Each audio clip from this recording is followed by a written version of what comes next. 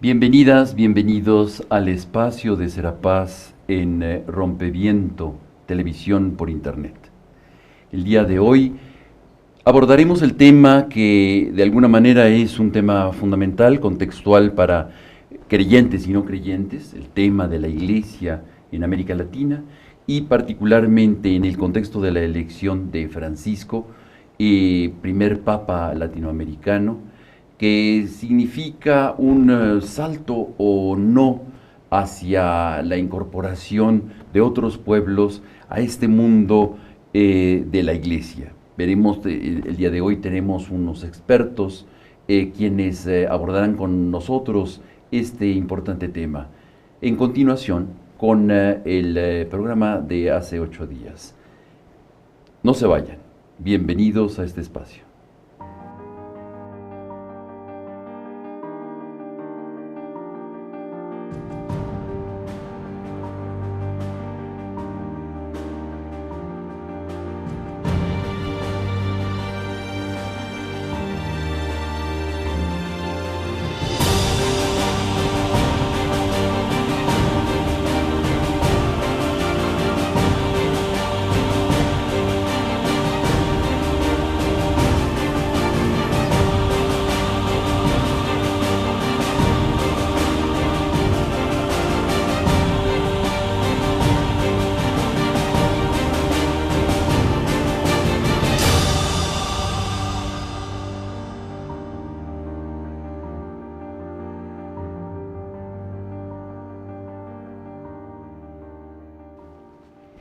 Bienvenidos a este espacio de Serapaz en Rompeviento TV, por internet.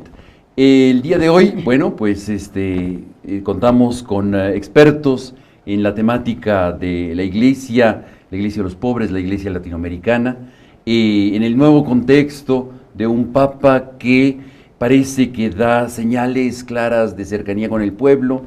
Simultáneamente hay expresiones de inercias obscuras que vienen todavía, anclando la Iglesia. Con nosotros para analizar este tema tenemos a José Guadalupe Sánchez, teólogo, miembro del Centro de Estudios Ecuménicos y también parte del Observatorio Eclesial. Bienvenido. Gracias, bienvenido, aquí estamos, un gusto.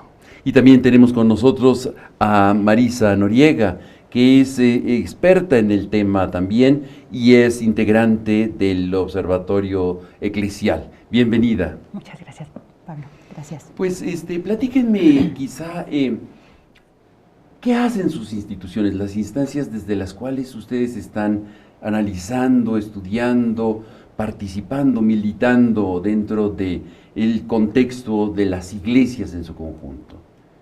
José Guadalupe. Sí, en el Centro de Estudios Ecuménicos fundamentalmente trabajamos o empeñamos nuestros esfuerzos desde hace ya más de 4 décadas en tratar de articular la fe con lo social y lo político.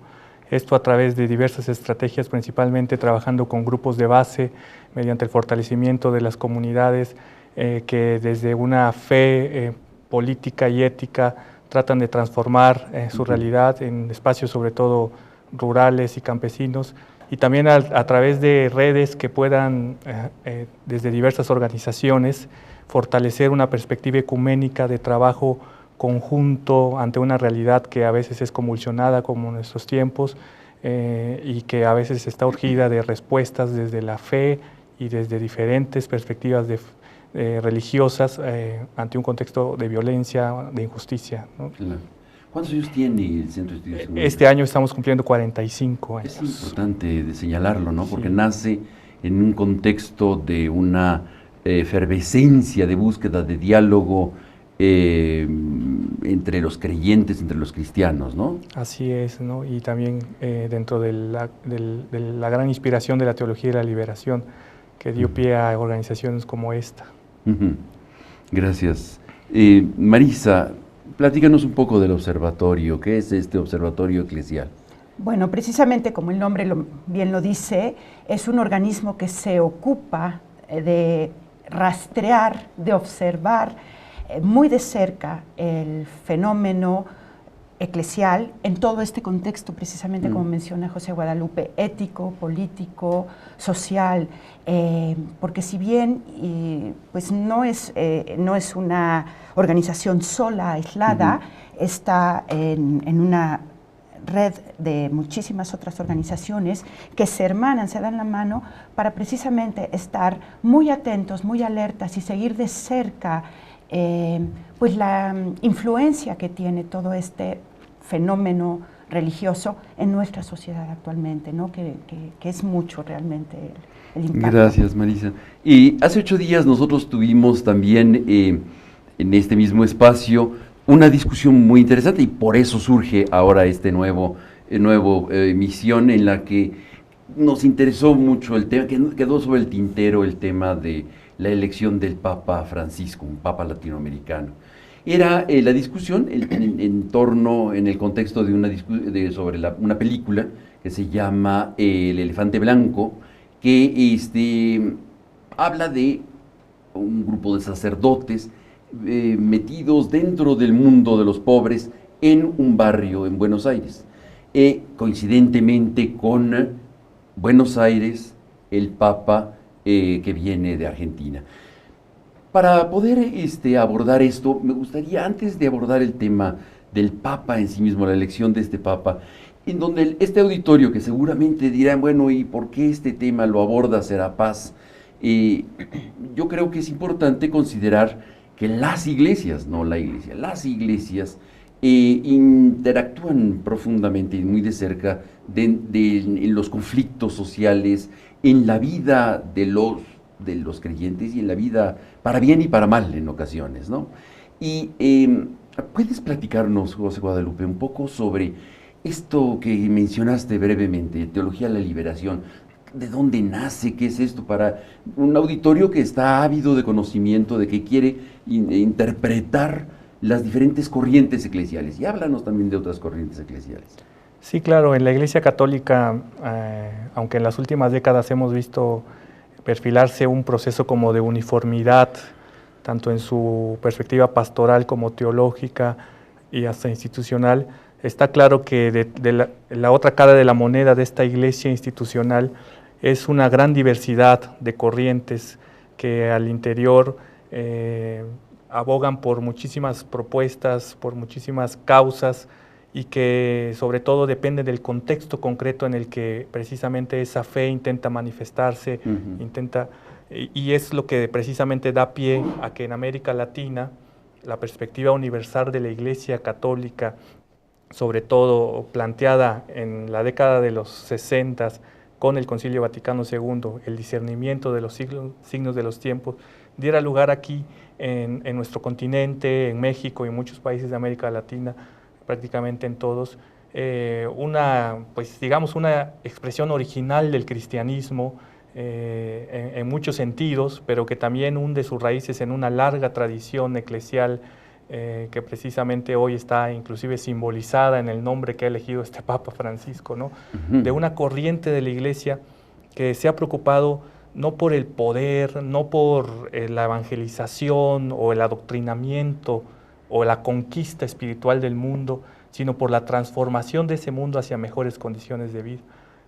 En un contexto como el que vivimos en la década de los 60, 70 en América Latina, de dictaduras militares, obviamente esta fe tuvo que tomar una expresión distinta al resto de las expresiones eclesiales que había en otros países. Es como surge la teología de la liberación, con una opción fundamental que fue planteada precisamente en el Concilio Vaticano, que era la opción por los pobres, que los obispos latinoamericanos asumen con muchas iglesias, con muchas comunidades, y entonces empieza este proceso como de inserción o de manifestación de una fe profundamente inserta en la realidad social y política, ¿no? Y que va a llevar a muchas expresiones, algunas felices y algunas no tan felices, como también las que vemos en la película de Elefante Blanco, y que a lo largo de 4 décadas se ha mantenido más o menos en sus principios fundamentales, inclusive a un contracorriente, no solo de la Iglesia que la ha atacado, digamos, durante esas 4 décadas,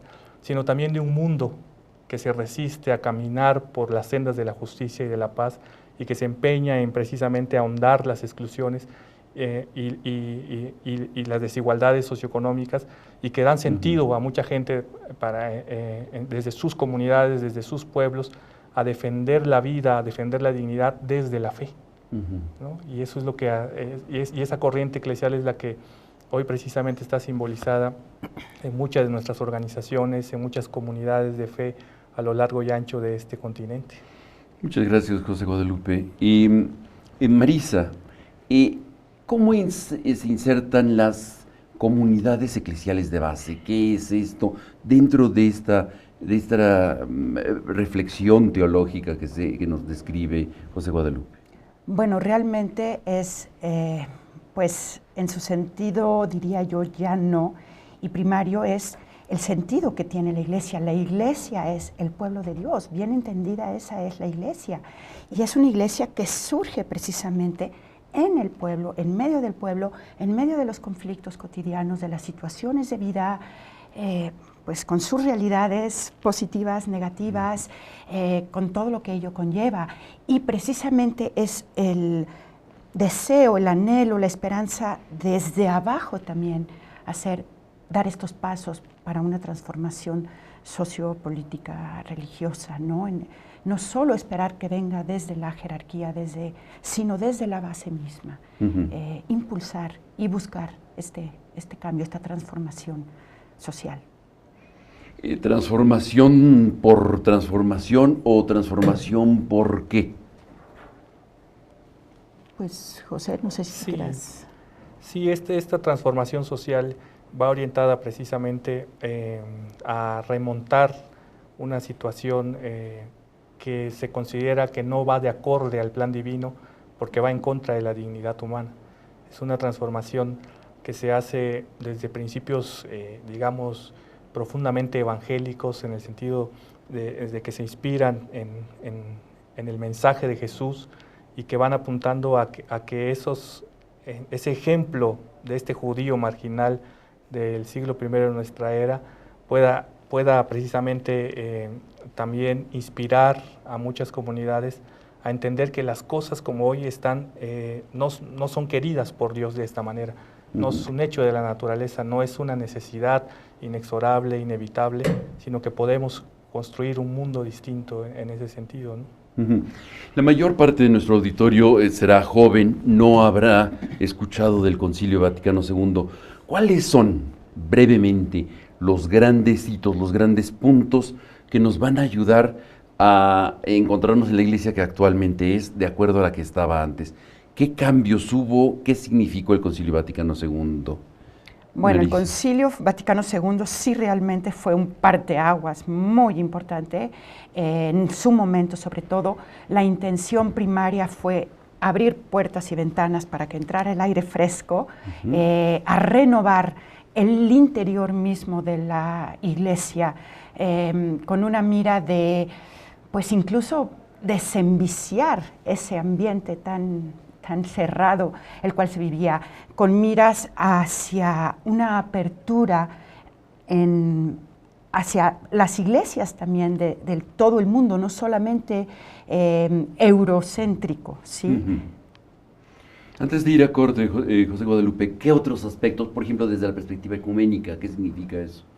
Sí, desde lo ecuménico está claro que la Iglesia, con el Concilio Vaticano II, de alguna manera se pone al día en un proceso que ya había empezado desde décadas con las iglesias protestantes desde principios del siglo XX y en el cual precisamente como institución católica se había negado la Iglesia a entrar ahí, y sobre todo debe entenderse en dos vertientes fundamentales en esa época y que hoy se han ampliado a horizontes mayores, que es el diálogo entre las iglesias cristianas, entre el catolicismo y las otras iglesias históricas, con trayectorias importantes, y como son la luterana, la bautista, la metodista, calvinista, anglicana, ¿no? Claro. Pero también el diálogo con otras religiones no Muy bien, no José Guadalupe.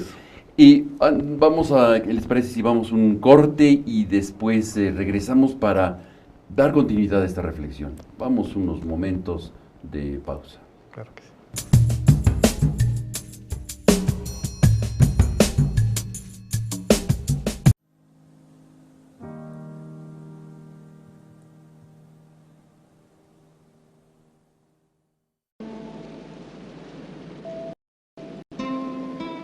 No te quedes inmóvil al borde del camino. No congeles el júbilo, no quieras con desgana. No te salves, ahora ni nunca. No te salves. No te llenes de calma. No reserves del mundo solo un rincón tranquilo. No dejes caer los párpados, pesados como juicios. No te quedes sin labios. No te duermas sin sueño. No te pienses sin sangre, no te juzgues sin tiempo. Pero si pese a todo no puedes evitarlo, y congelas el júbilo y quieres con desgana, y te salvas ahora y te llenas de calma, y reservas del mundo solo un rincón tranquilo, y dejas caer los párpados pesados como juicios, y te secas sin labios y te duermes sin sueño, y te piensas sin sangre y te juzgas sin tiempo, y te quedas inmóvil al borde del camino, y te salvas. Entonces, no te quedes conmigo.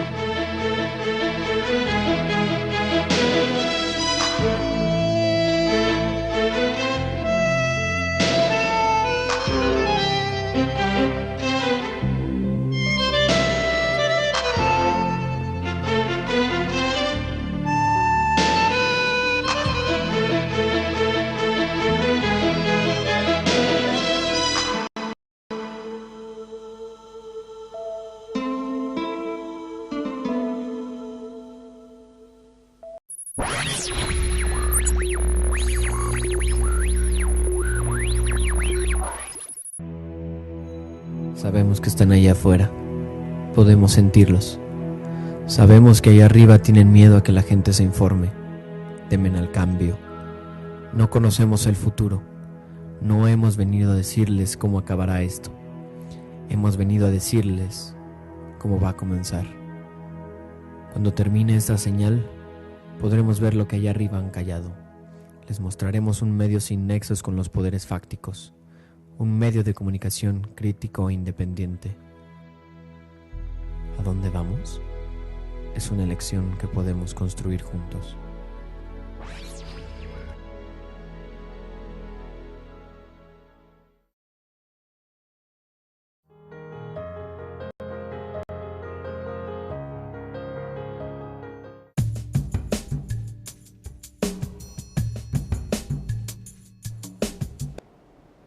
Bienvenidos nuevamente a este espacio, este segundo segmento de Serapaz en Rompeviento Televisión por Internet.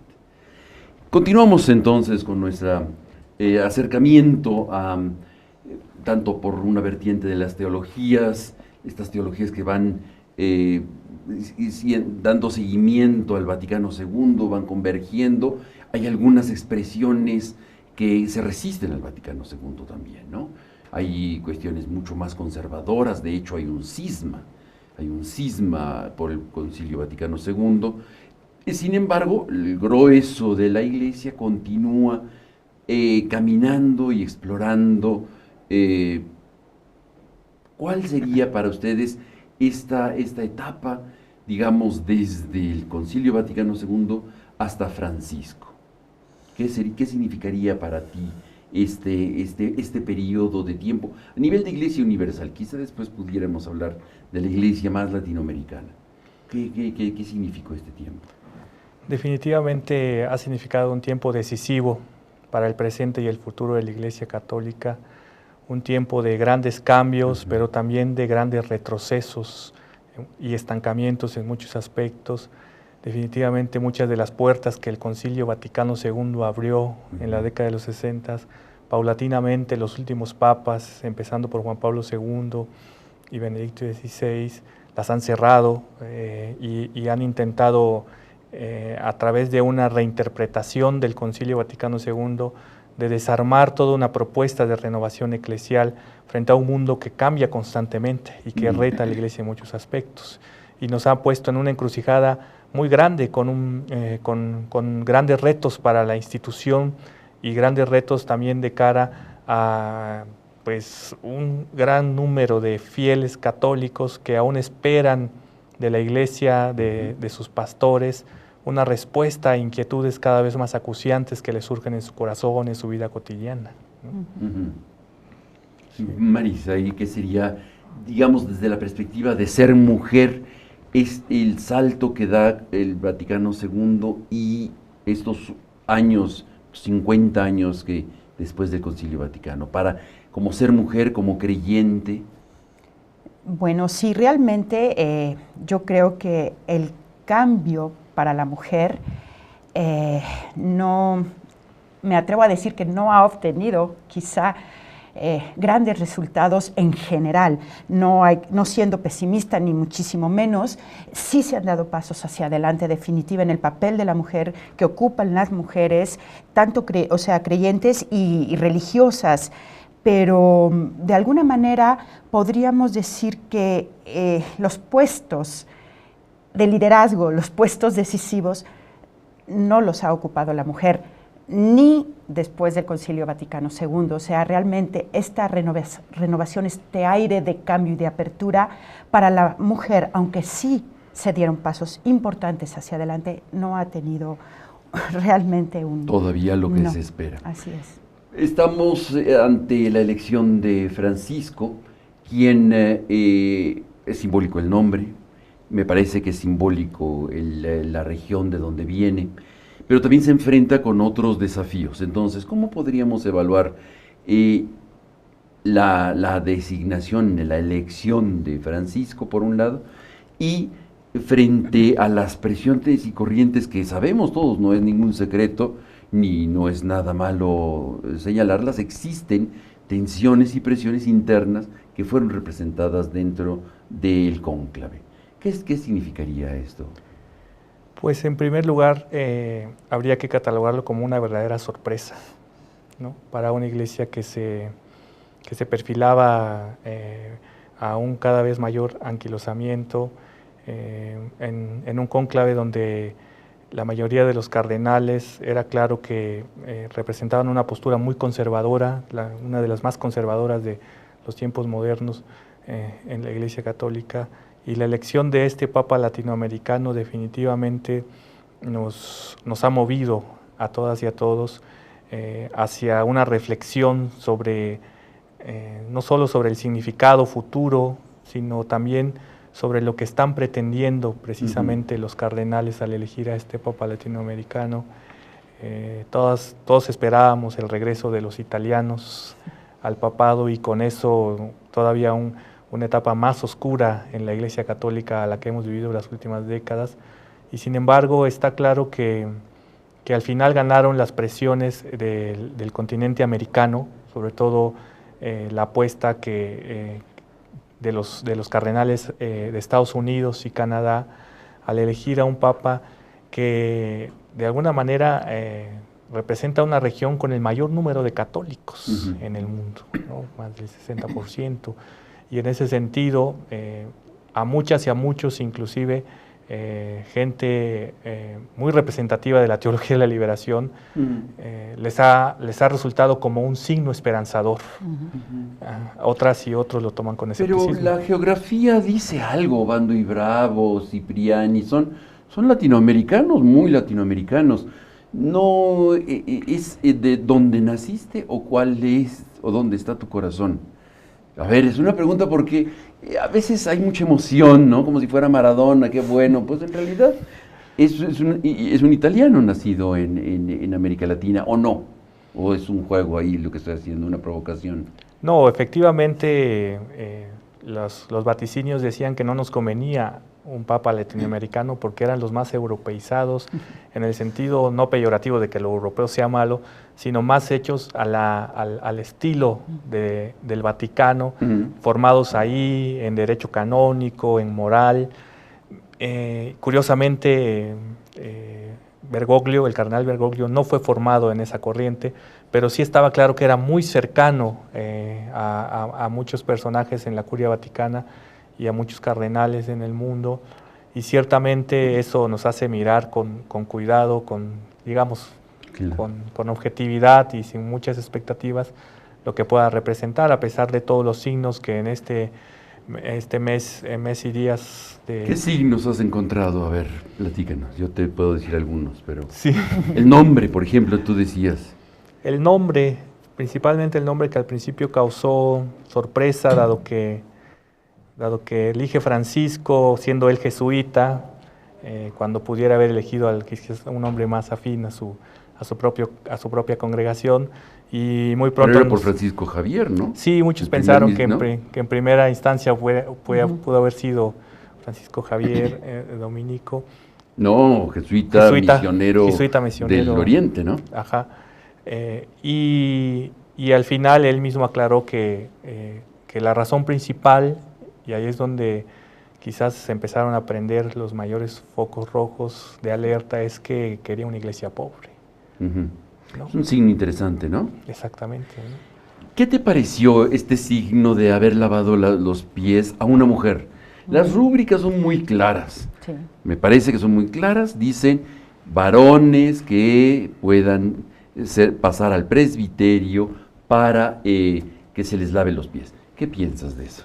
¿Es un signo interesante? ¿Está mandando algún mensaje o qué? Claro, definitivamente yo creo que sí, como un signo, como bien dices, Pablo, es un signo, un símbolo que a las mujeres nos da expectativa, nos da esperanza, definitivamente ese Jueves Santo en el que él lava pies a una mujer. También fue criticado, eso no hay que quitarlo de vista, es un punto, ¿no?, que hay que tomar en cuenta. ¿Criticas? No, yo lo alabo, la verdad sí lo veo como un símbolo positivo y esperanzador definitivamente, pero tiene estas lecturas, ¿no? Hay quien le ataca el que haya realizado o llevado a cabo ese gesto.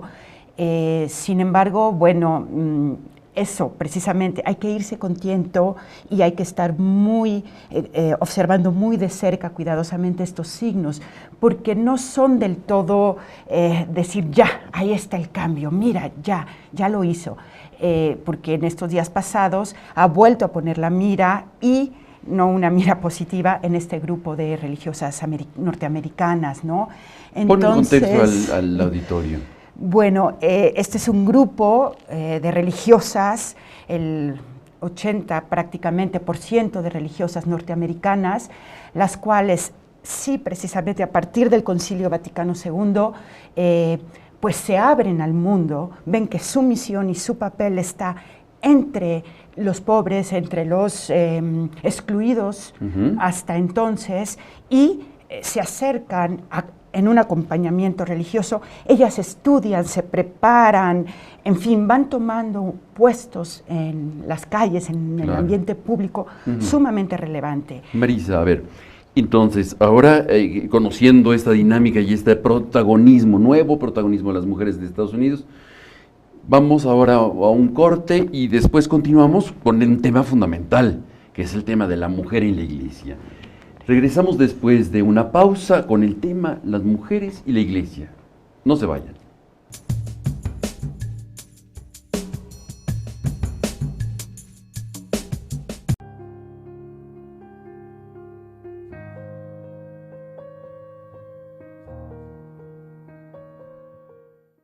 En la ciudad de Salvador, Bahía, Brasil, hay un antiguo cine abandonado, el Cine Roma. En este cine viven 4 niños que se dedican a la prostitución y una niña. Yo soy Alejandro Reyes y los invito a leer mi novela La Reina del Cine Roma, publicada recientemente por la Random House Mondadori, una historia de estos niños que sobreviven en las calles y en las favelas de Salvador, Bahía, Brasil.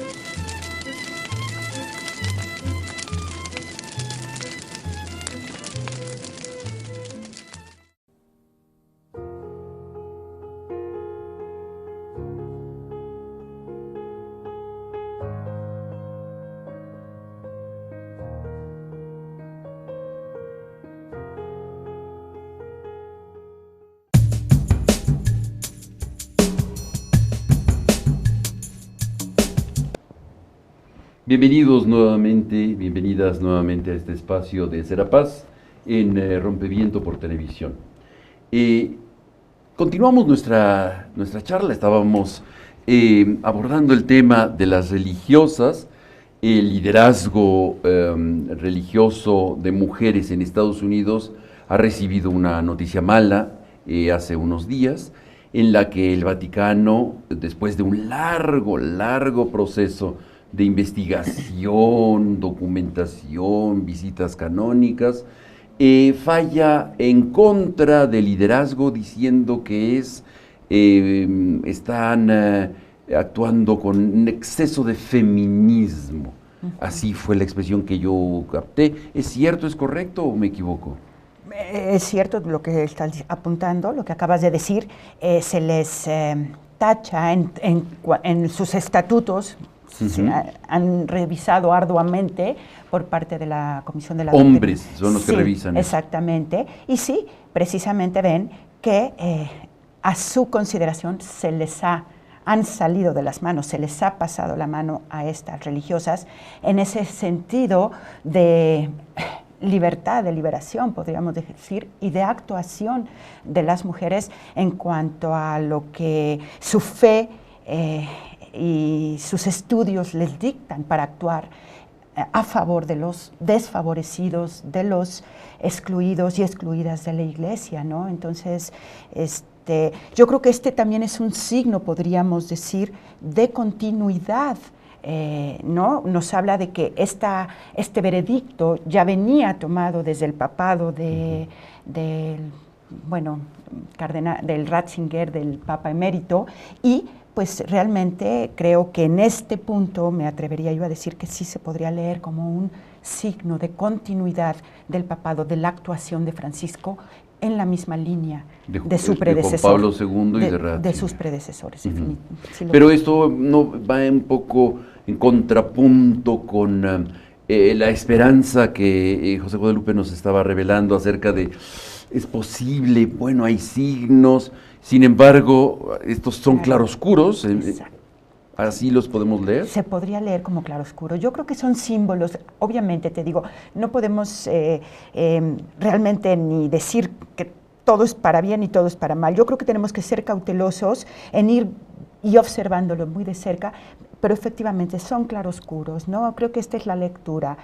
Son pasos positivos, son pasos hacia adelante, pero también hay retrocesos que hay que estar observantes, hay que estar cautelosos, y bueno, es pronto también, el papado lleva muy pocos días, como apuntaba José Guadalupe, entonces pues tampoco nos da un margen de opinión tan amplia o tan, ¿no?, para emitir todavía. Una institución milenaria no es tan fácil de cambiarla por una golondrina, ¿no? En el fondo, sí. ¿Qué está sucediendo en la curia? ¿Cómo queda la curia después de la derrota de los que están gobernando el Vaticano, las expresiones de Sodano, digamos, del grupo italiano en el poder, frente a un papa que viene de fuera, que no conoce de tiempo completo, pues seguramente conocerá muy bien, pero de tiempo completo, todos los intríngulis, por ejemplo, de las cuestiones del Vaticano, el Banco Vaticano, las situaciones, por ejemplo, de cómo van los procesos de los legionarios de Cristo, cómo están las situaciones en otras partes, en otros continentes.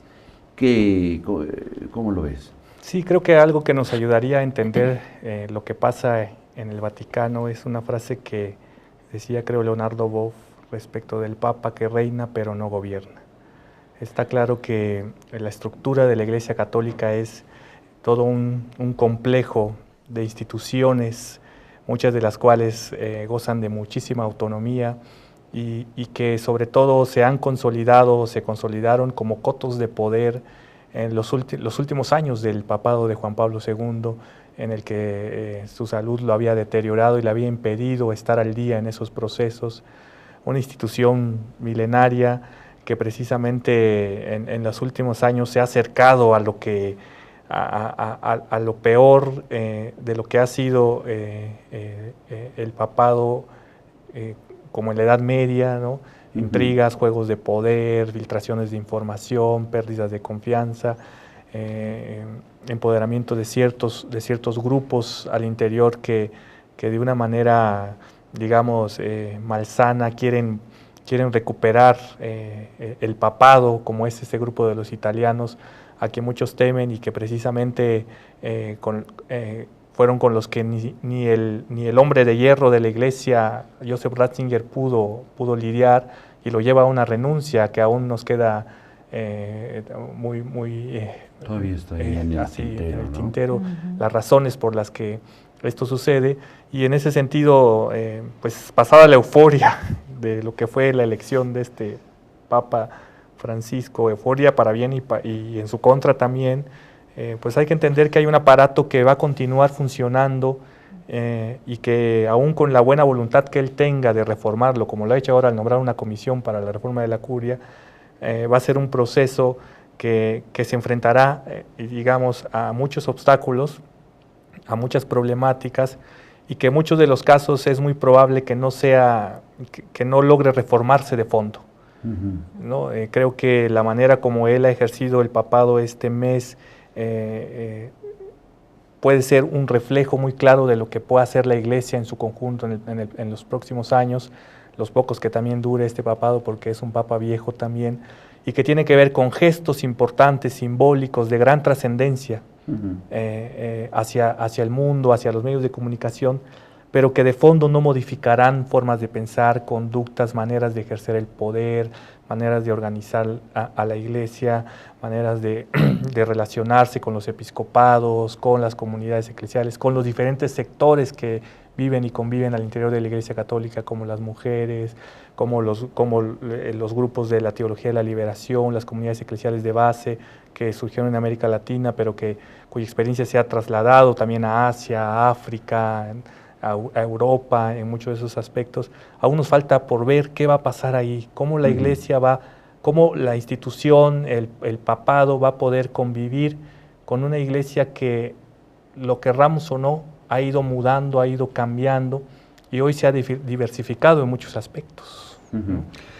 Signos de esperanza, a ver, frente a estas situaciones pues complejas y además de un caminar lento, vamos nosotros a encontrar también signos de esperanza dentro de las expresiones de la gran diversidad de esta iglesia y de las iglesias en su conjunto, porque me parece que el mundo de los creyentes todavía está inventando y generando nuevas perspectivas. Hay actores insurgentes nuevos. Por ejemplo, pienso en pueblos indios, las diversidades sexuales, pienso en los grupos que se incorporan de una u otra manera a las luchas y a los trabajos de las iglesias en los diferentes lugares donde están.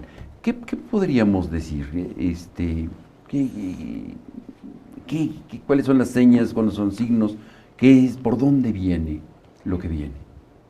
Pues mira, ahora que lo estabas diciendo, me viene a la mente, pensando en este símbolo de esperanza. La Iglesia, si bien es una institución humana, Ivone Guevara hizo algún escrito con el nombramiento del nuevo Papa Francisco en cuanto al Espíritu Santo, en un plan un poquito, podríamos decir, con cierta, una burla sana de fondo, ironía. Que había, ironía, gracias.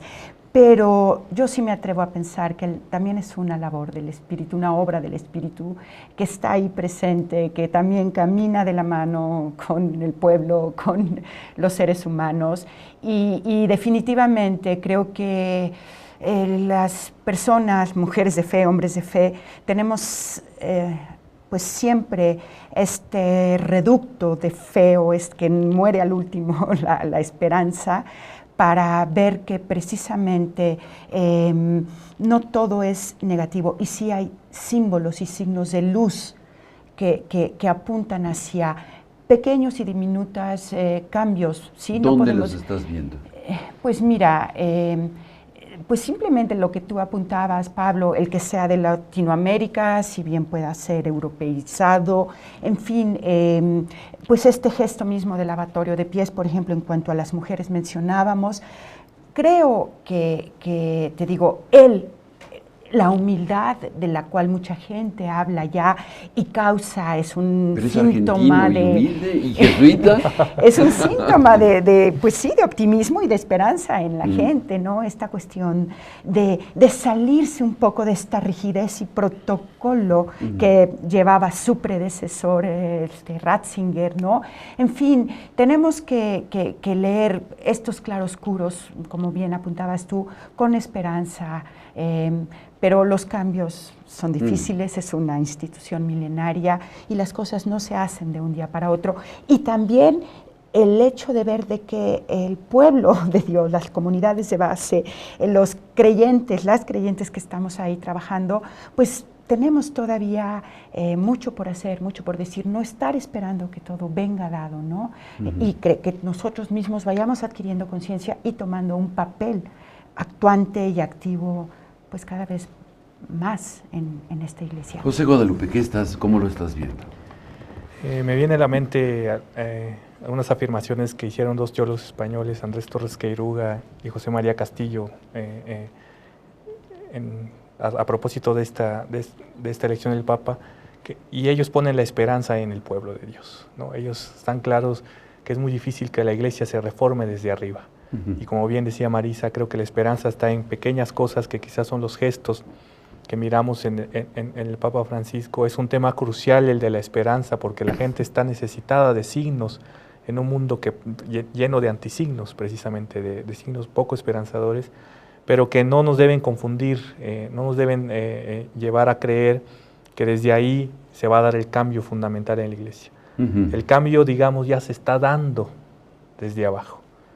Y ese cambio lo están operando las mujeres en la iglesia, los pueblos indios, desde la manera como integran su religiosidad a la fe cristiana, el diálogo con las otras iglesias a favor de la paz, de muchos sectores que lo hacen desde la fe. Y yo creo que ahí es donde está la principal esperanza, ahí es donde tendríamos que, digamos, empeñar nuestra visión de futuro y de esperanza. Muchas gracias, José Guadalupe. Vamos, ¿qué les parece? Vamos a un corte, un momento de pausa para continuar con el último segmento sobre la iglesia que soñamos. No se vayan, regresamos en unos momentos.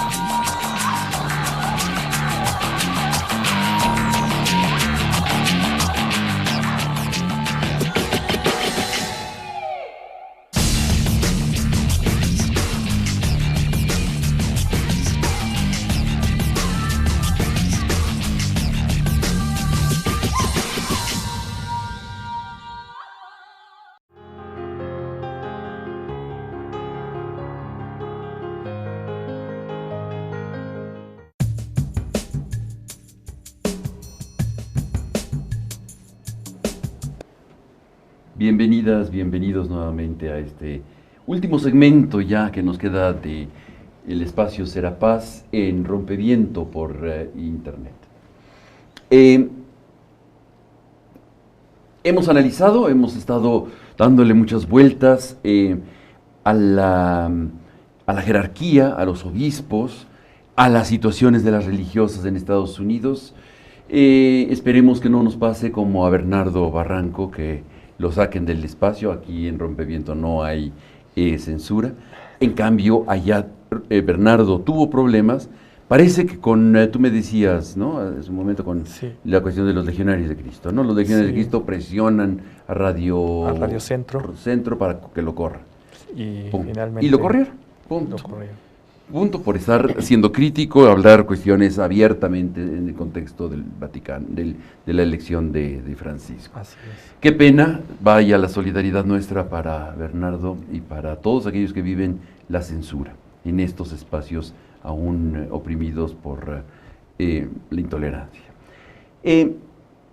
Quizá ahora habría que platicar sobre qué iglesia soñamos, de qué iglesia están soñando ustedes que están en constante interacción, analizándola y recibiendo sobre todo desde la gente diversas expresiones. Yo pienso, por ejemplo, que no toda la iglesia es ni Madariaga, ni Bergoglio, ni Sodano, sino vemos una iglesia que está acompañando a los migrantes y que está dando la vida siendo amenazada por los migrantes aquí en México, por decir aquí en México. Vemos a la iglesia que está a fondo en las religiosas particularmente, en contra de la trata de personas.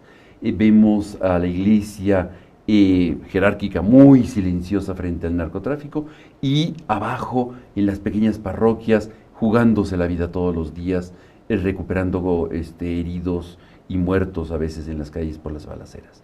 A veces de estos contrastes que a veces nos duelen tanto, pero que los vemos reflejados constantemente. Pero bueno, más allá de estas contradicciones, claroscuros, ¿dónde está la iglesia que ustedes perciben que la gente sueña? Empezamos quizá por José Guadalupe. Sueño yo primero. Y para concluir después con Marisa. Sí, definitivamente creo que el sueño principal que se podría tener ante esta iglesia de muchos rostros es que dejara de ser una iglesia persecutora como institución y asumiera la condición de perseguida que desde la base, como bien decías, asumen muchas y muchos cristianos y cristianas ante una situación que definitivamente no puede ya esperar el silencio o la omisión de esa institución. Precisamente lo primero que habría que hacer es reconocer que hay un sueño gestándose en la Iglesia Católica. Recientemente se hizo un estudio sobre la Iglesia Católica, liderado precisamente por Bernardo Barranco, en el que se plantea que existe una brecha muy grande entre la vida de la Iglesia como institución, sus discursos, sus disposiciones, su pensamiento y la manera como los fieles, la mayoría de la gente, asume su condición cristiana en todos los aspectos, porque la Iglesia institución demanda un estilo de vida que es insostenible para muchos y muchos cristianos, y en lo práctico ellas y ellos tienen que decidir responder desde su fe, desde donde están, desde lo que tienen o no tienen, a diversas situaciones, y el reconocimiento de que ahí está también presente la Iglesia, creo que sería un primer sueño que nos gustaría ver cumplidos, y que de alguna manera esperaríamos que ahí está apuntando estas primeras declaraciones de Francisco como Papa, demostrar que la Iglesia es otra cosa en ese sentido, ¿no? Es pensar cómo este testimonio de muchas y de muchos pueda ser visible más allá de las fronteras que imponen los medios de comunicación, que impone el mismo poder político y eclesiástico, para invisibilizar este trabajo que se hace, para denostarlo, para atacarlo en muchos aspectos, ¿no? Y que precisamente pudiera emerger como una luz de esperanza, no solo para muchas y muchos cristianos, sino también para el mundo, para muchas gentes que, claro. que están buscando señales, ¿no? Positivas.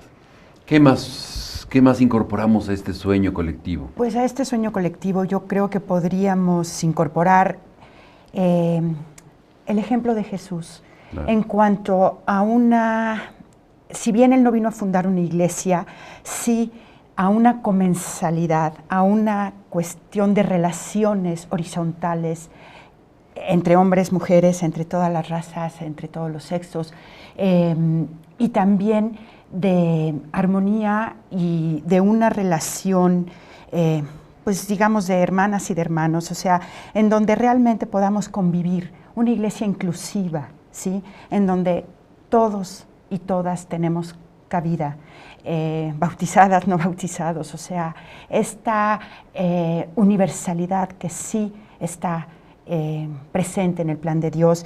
Y pues antes de entrar hoy leía una pequeña nota de que Francisco dice que no necesitamos los fieles, las laicas, los laicos, babysitter, o sea, niñera. Y pues es eso, nosotros tenemos que crecer, nuestra fe y nuestro compromiso, pues también de laicas, de laicos, tenemos que tomar conciencia de esa fe actuante, ¿no? Como decía yo antes, de que también tenemos un papel y una responsabilidad para con nuestros prójimos, para con toda la Iglesia universal.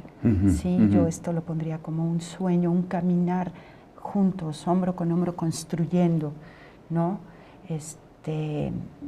Porque yo creo que el sueño, la utopía soñada en conjunto, se convierte en una utopía, se puede dar.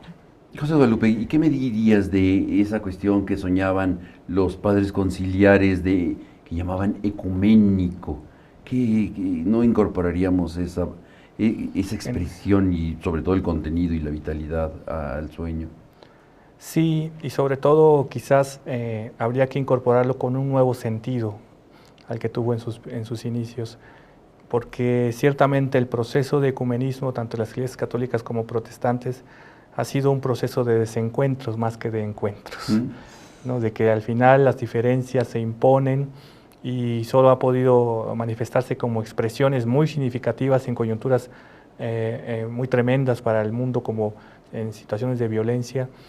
Y en ese sentido creo que sí es importante que la Iglesia católica, las iglesias en lo general, puedan romper las barreras de la discriminación, las barreras del temor y del miedo al diferente, a la diferente, y que puedan asumir lo que inclusive es el aporte de muchos pueblos más allá del cristianismo, como es esta necesidad de construir un mundo donde quepa muchos mundos, donde ninguno pueda ser excluido, y donde se pueda construir vida digna para todas y todos. Necesariamente así tendremos que hoy pensar el ecumenismo. Algunos lo han llamado macroecumenismo, y que precisamente apunta a mirar más allá de las fronteras religiosas para empeñar nuestros esfuerzos en proyectos comunes, conservando nuestras diferencias, conservando nuestras distintas perspectivas de fe, pero apostando a un mundo que realmente, en el que realmente todas y todos tengan cabida, ¿no? Eso es lo que ahora es lo que ahora se está queriendo entender, o al menos nosotros entendemos como el ecumenismo,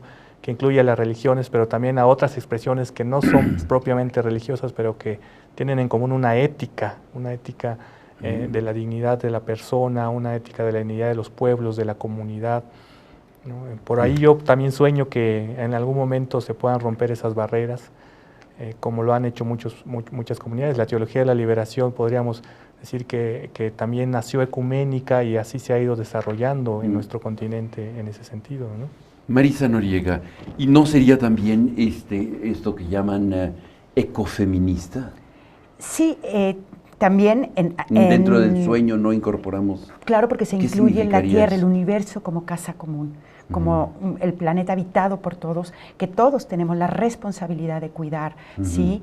Y tomando como punto de partida, yo creo, y de unión, la justicia para todo, para todos, ¿no? Y para la Tierra, para la creación. Por supuesto, por supuesto.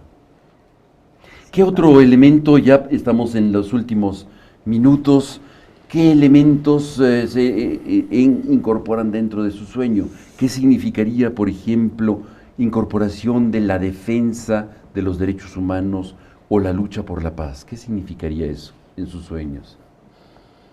Sí, ahí hay mucho camino por recorrer. Precisamente una desafortunada declaración de Francisco respecto a lo que es la caridad cristiana y la labor de la Iglesia en lo social por los derechos humanos, apuntaba a decir que no se trata de que sean como ONGs de buena voluntad, caritativas. La Iglesia no es una ONG. Y en ese sentido es una velada crítica a este trabajo que desde la fe, desde una fe profundamente cristiana y ecuménica, muchas organizaciones, muchas personas realizan al margen de las estructuras religiosas, ¿no?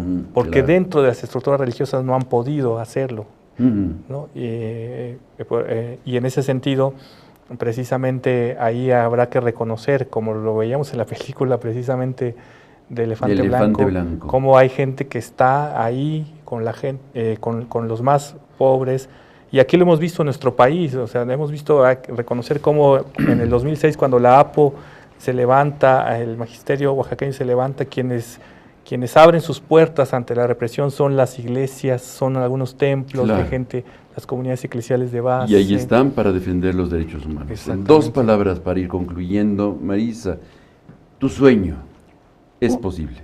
Una iglesia dialogante e inclusiva. 2 palabras.